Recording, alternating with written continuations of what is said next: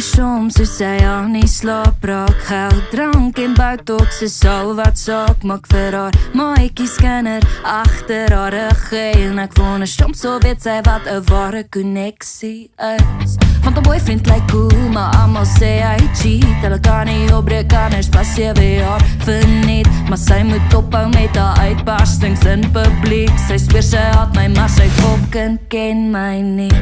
Maar insecure meisies wil jou sleg laat